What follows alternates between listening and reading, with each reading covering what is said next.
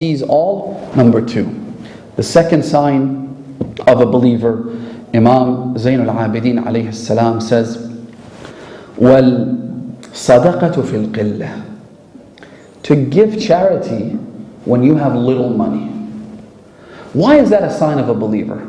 I want you to think about this. A non-believer will often give charity. And so you can't really use charity as a means of determining whether a person is a believer or not, in principle. The United States of America is a country which actually gives, American citizens give more money per capita towards philanthropic causes, towards charities, than any other country anywhere in the world.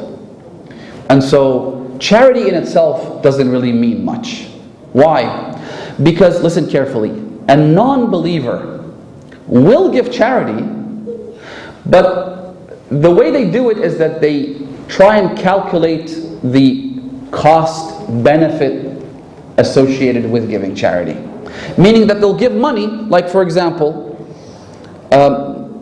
Mark Zuckerberg comes out and says, I'm going to pay $50 million for the efforts to eradicate poverty in downtown Baltimore or whatever. Right? Jeff Bezos will come out and say, I'll give $100 million to establish a fund to give scholarships to people of color or whatever.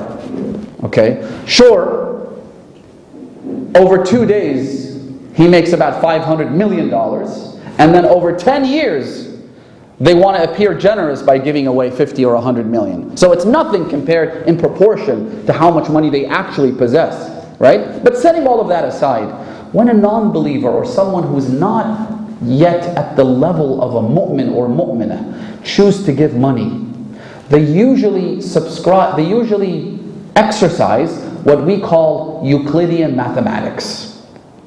And what that means is they'll start to make the calculations necessary so that when they're giving from their wealth, they end up with a very comfortable cushion. They end up with enough money in the bank so that the amount they gave away is only a fraction of what they have.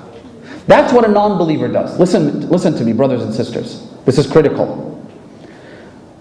A believer, however, does not exercise Euclidean mathematics. What does that mean? It means that they'll give away without putting much thought into it. I've seen both types, right? I've seen the type that when you approach them for backing for a good cause, they'll start to do their little calculations. They'll either pull out a calculator or they'll call their accountant and they'll sit down and say, okay, let's figure this out. What can we do? What can we do? And then they'll say, you know what? I had a budget allocated to charitable causes and the budget has been run out. We've exhausted the budget. And when you actually do the math, it seems that the actual budget that they allocated towards charitable causes is a tiny, tiny fraction of what they actually have. Okay?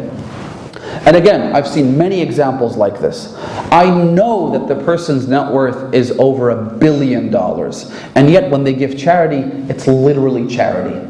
It's like, petty leftovers.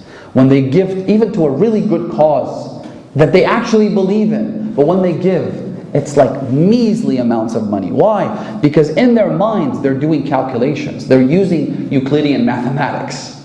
Whereas a true believer, they will give without so much as considering the consequences of their actions.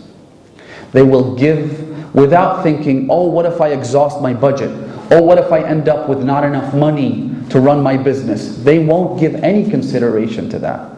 You'll see that they're incredibly brave. A brave person, who's a daredevil? A daredevil is someone who jumps off a cliff and all they have is a parachute, for example. That's usually what we imagine to be daredevils. So like some, motorcycle riders who jump across a fire or something like that. But a true daredevil is someone who has a limited amount of money in the bank. Let's say all they have is $10,000. They see a good cause that they believe in, they take out $7,000 and they give it in the way of Allah subhanahu wa ta'ala.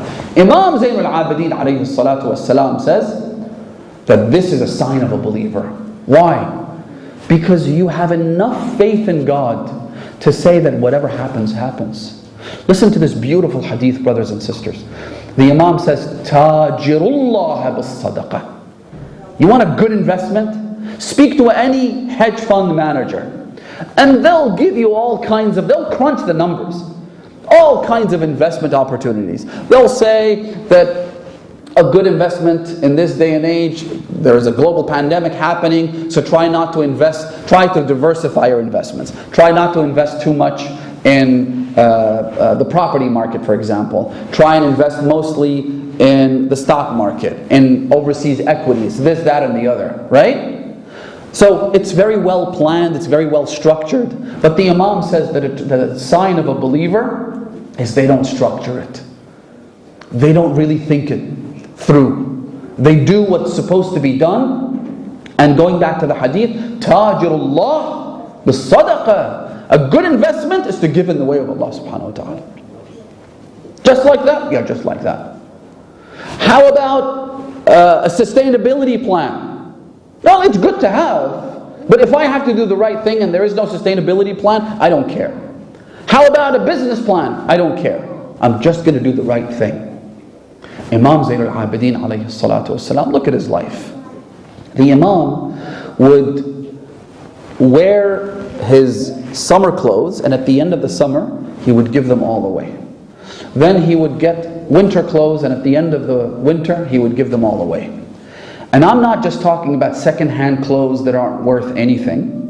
There is one occasion where the Imam gave a jubba from Khazraj, which was extremely expensive, right? Perhaps someone gifted it to him, or whatever the case may have been. So the Imam takes this thawb, this jubba, and he gives it to a random poor person that came asking for help. Listen to what happened. Someone came to the Imam, perhaps one of the mawali, one of the slaves that the Imam owned, and I'll get to that a little later. He said to him, Ya ibn Rasulullah, you just gave away something really expensive to someone who probably doesn't understand its value. Imagine you have like a really expensive watch, a $10,000 watch. A poor person comes along, random guy, and you just give him the watch because the guy asked you for some pocket change so he can buy a burger. But you can imagine the outcry. You can imagine how people would say, why would you do that? So he told the Imam, Ya ibn Rasulullah, a better thing to do would be to go and sell this, buy 20 shirts, and give those to whoever needs a shirt. The Imam said, Inni akrahu an abi'a thawban sallaytu fihi. I would hate to sell an article of clothing that I prayed in. In other words, this article, this piece of clothing now has intrinsic value.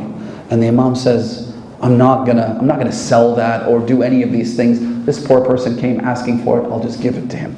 SubhanAllah, this reminds me of an incident involving Amir al-Mu'mineen alayhi salatu wassalam, where Sallallahu alayhi ya Amir al-Mu'mineen.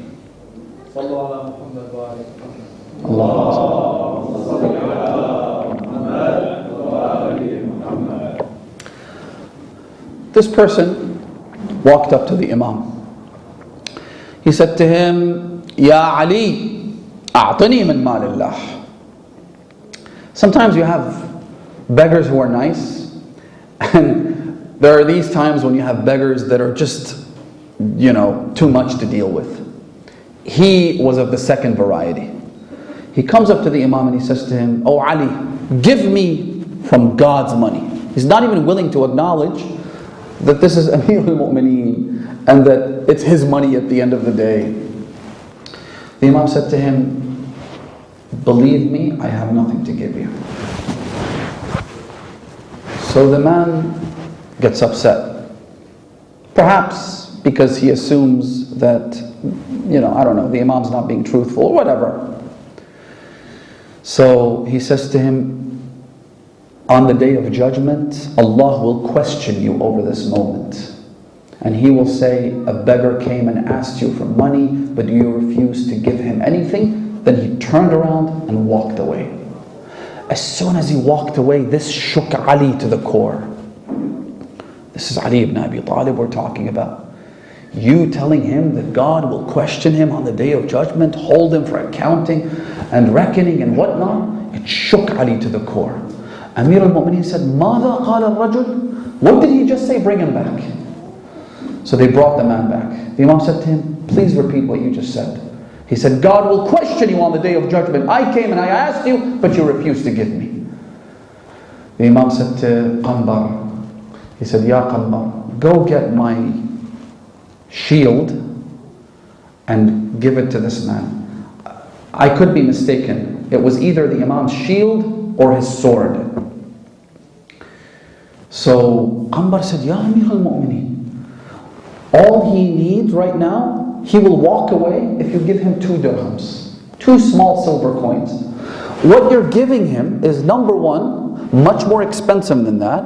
Secondly, it has incredible, unfathomable, sentimental value. This is the sword of Ali we're talking about, the shield of Ali. The Imam said to him, he terrified me.